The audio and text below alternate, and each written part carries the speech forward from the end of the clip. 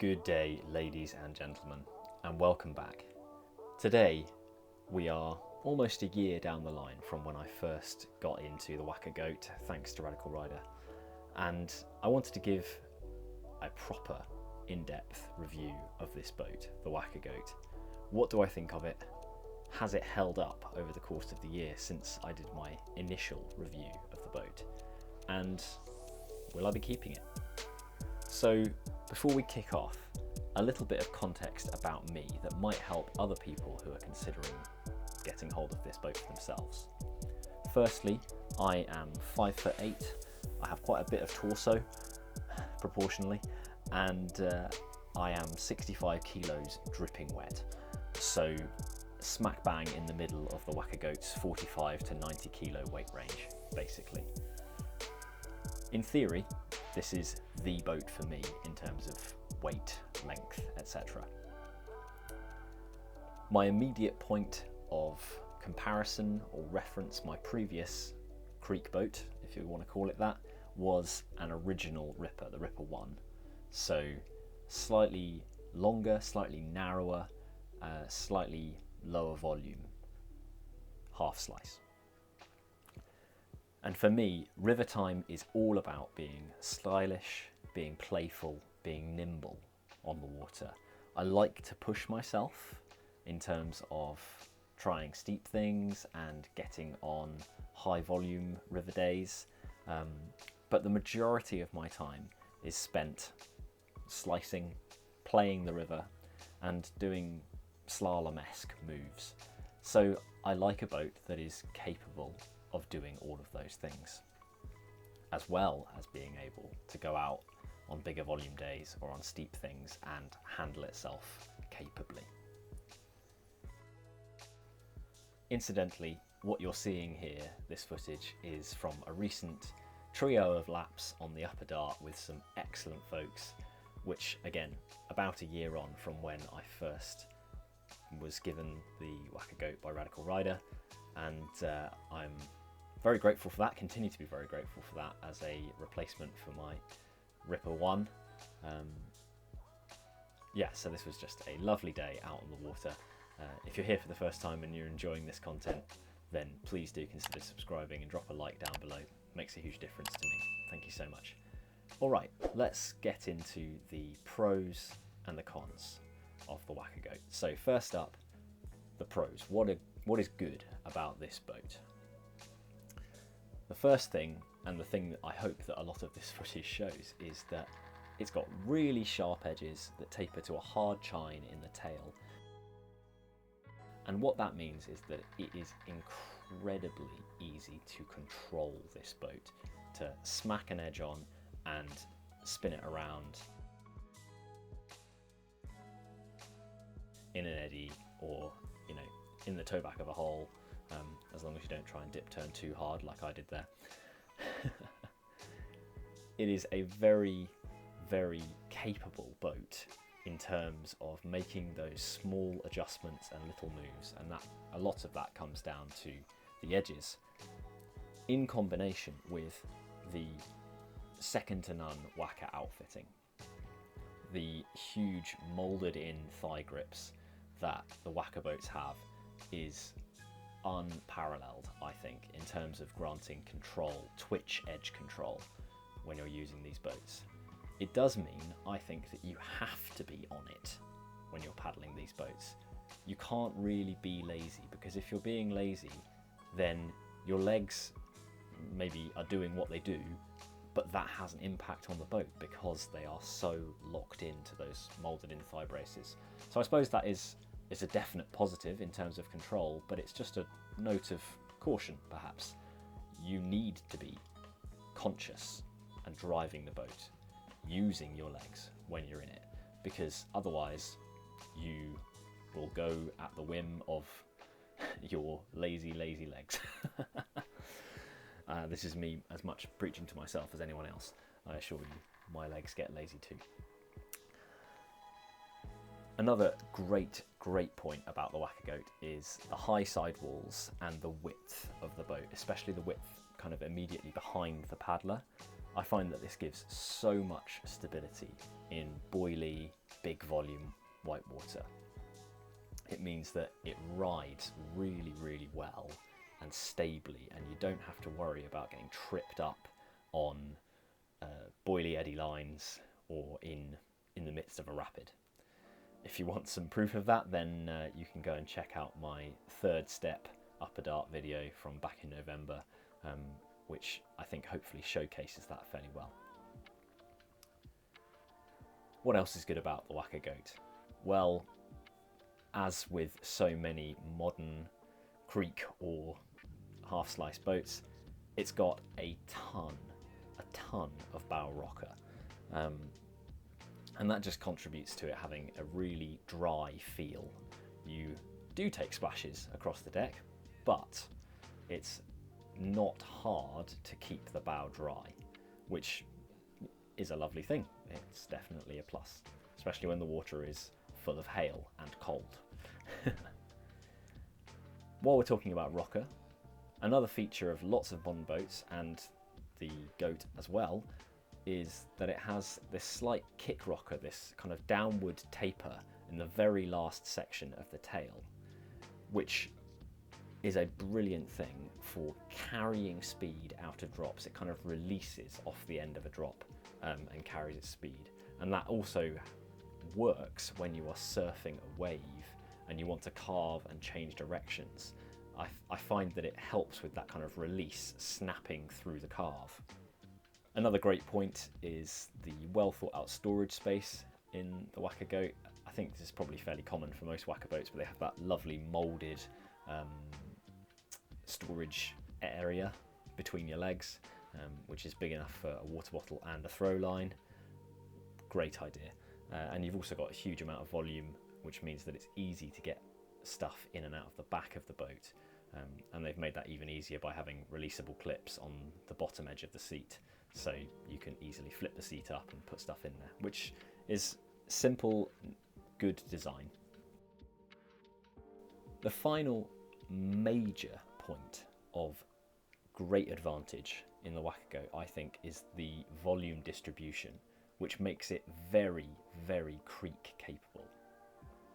It carries its speed out of drops, as I've said, or at least continues out of drops. Carrying speed is probably misleading, but it does carry out of drops. I think that's a fair statement.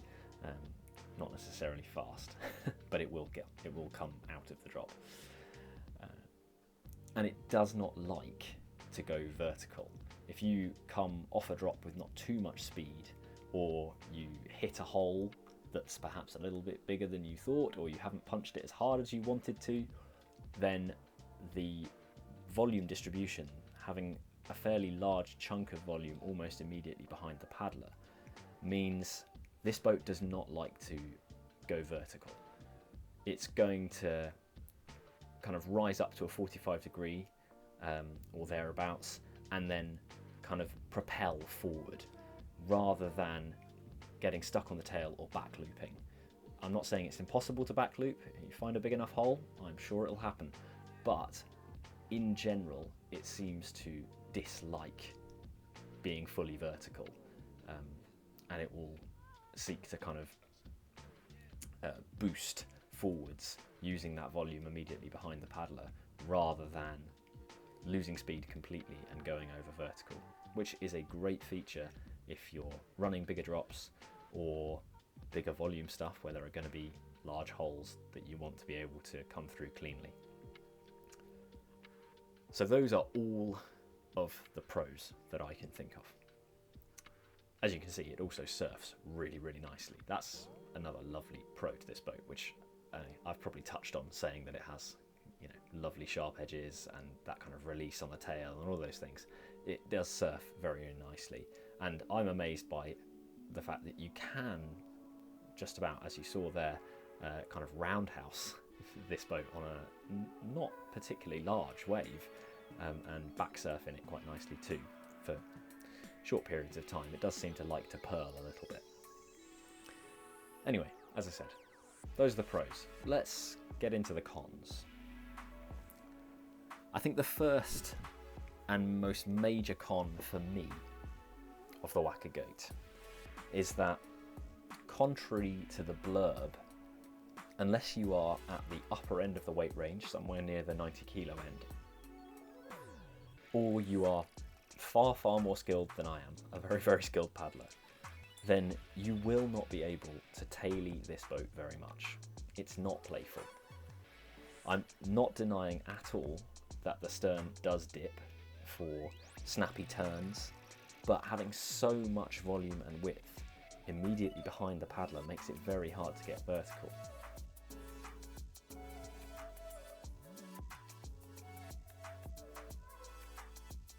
You saw there, that's probably one of the most powerful seams on the upper dart there, and I was struggling to get the boat beyond 45 degrees. And that's simply down to that huge volume behind the paddler. I mean, there's probably some element of skill fade as well on my part, and not being as powerful and strong and capable as I used to be, but it does not like to be vertical, as I said, which is a great plus when you're creaking, but a bit sad if you're wanting to play. Furthermore, if you do manage to get this boat vertical, then that same lump of volume that's immediately behind the paddler means it just doesn't want to stay there. It wants to flatten out again. You've got to really engage and be very, very conscious to keep it vertical for any length of time. I think in my first review about a year ago, I absolutely lucked out and managed to get the boat vertical in a particular eddy line on the upper dart, and I therefore assumed, oh great, it will, when you get there, you'll stay there. That hasn't borne out in my experience. I think I was just very fluky that particular time, which is a shame. You will find, I think, with this boat, as I have, if you want to play, then you will experience quite a bit of rejection and disappointment. It's not uncommon to dip the stern expecting the boat to rise, at least to some degree, to vertical, and hitting that kind of block of volume and being utterly rejected back to sitting flat, or worse still, just going over on your face, which doesn't feel great. So, too long didn't read. It's not a particularly playful boat, and that might make you sad if you're anything like me as a paddler in terms of your aims when you go to the river. Another technical aspect, which is that it's not a particularly fast boat when it comes to acceleration. It seems to me that the width of the boat does tend to make it a little bit sluggish, especially when you're first taking off. You've got to really powerfully dig to get the boat up to speed. Once it's there, it cruises quite well, but it does require that little bit of extra effort to get going in the first place. Literally just made it back to the car in time. It is absolutely hammering hail right now. Madness, absolute madness. And the last con, I really couldn't think of many, is that, maybe this is just me, but the hull doesn't seem to be particularly stiff. It seems to can and deform very, very easily. This is mostly, to be honest, an aesthetic issue for me, for someone at my level of paddling. But if you were a higher performance paddler, I suppose, you might begin to notice a difference with the hull shape being drastically changed if you've been loading it up on the roof and finding that the hull shape has therefore changed quite significantly. But as I say, for me, mostly that's just an aesthetic thing and a little bit sad, but not going to affect my performance hugely. So we've had the pros, we've had the cons. Please let me just take this very short moment to say thank you so much for tuning into this video. I really appreciate the views. I really appreciate any likes, any comments, any shares that you feel able and willing to give. It makes a huge difference to me and the growth of this channel. We've just passed 4,000 subscribers, which continues to blow my mind that people want to contribute to that number and come along this journey with me. I'm very grateful. So if you feel like joining that number 2, then please do hit that subscribe button and the notification bell so that you know when I've got new videos coming out. Another very quick notice is that I have now started doing channel memberships. This might be of interest to absolutely no one, but it's an option that's available to me, so I thought I'd offer it. If you're a channel member, then you will get access to my videos a couple of days early, and there will also be some exclusive shorts and other videos that I'll put out just for my members. So if you want to do that, then I've made it about as cheap as it's possible to be on YouTube, but it will all just help me to keep the channel running if that's something that people are interested in. Thank you so much. Let's get back to the action and think about a summary of the Waka GOAT. So the first question, obvious question, do I recommend the Waka GOAT? Well, yes, but I don't recommend the Waka GOAT if what you're looking for is a half slice, a playful boat. I recommend it as a creek boat and a non-playable river runner. Don't get me wrong, it's nimble enough, it will do everything you want it to do in terms of taking care of you on the river and navigating the river and putting you where you want to be. But if you want to play, it won't do that. It will not scratch that itch for you. Question number 2, of course, is, well, am I personally sticking with the Waka GOAT? Yes, for now. But I can't deny that the Ripple 1 re-release, the R1, is very tempting to me. I absolutely adored the Ripple 1. Its narrowness, its nimbleness, even the fact that it had slightly less volume in both the tail and the stern, even the fact that it had slightly less volume in both the bow and the tail, and the fact that it had less rocker, I perhaps perversely really enjoyed. It made it more playful, it made it more of a challenge, but it also made it way more responsive and nimble on the river. Those are just my opinions. Am I sticking with the Waka GOAT? Yes, it's my creek boat, so I need something to be able to get down the river with, and it's doing a really great job of that at the present, as long as I don't hold out great expectations of being playful with it.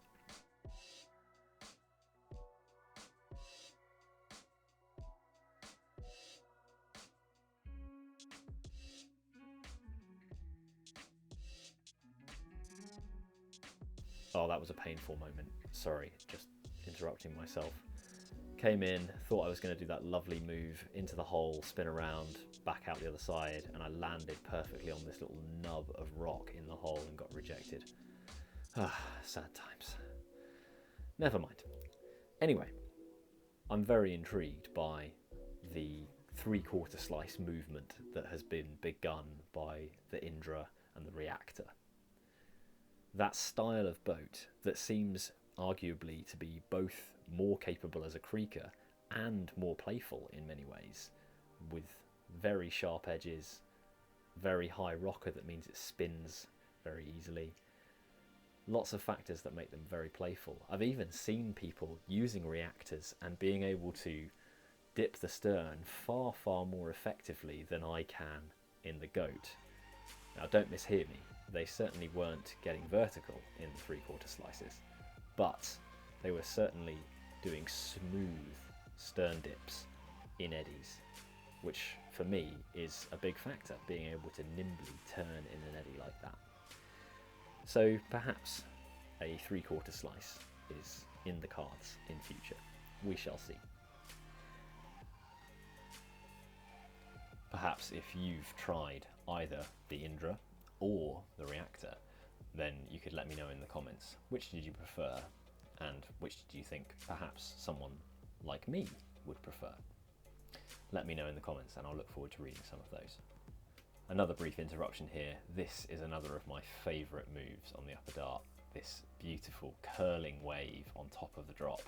You just ride along the wave, out off the drop, and then switch back the other direction through the next hole.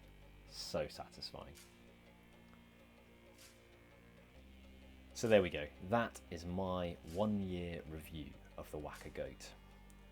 I hope you found this enjoyable and informative, and I just want to say a really quick thanks to all the guys who joined me for laps on this particular day that's enabled me to make this video. So thank you Toby, thank you Tom, thank you Mike and Pete, and yeah, thank you Nick. It was a great day on the water. I'm very grateful to you guys for sharing that time. It was great.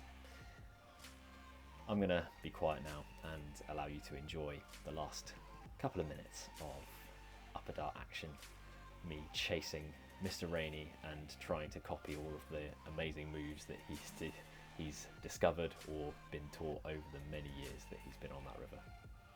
Thanks for watching, guys. Move down here. Oh yes. Oh no, I hit the bottom.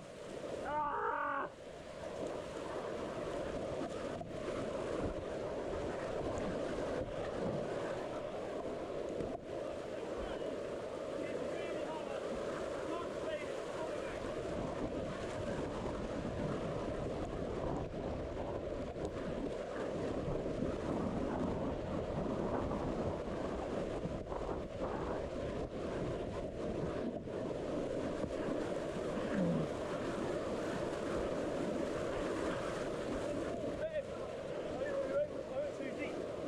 Yeah, that's the 6.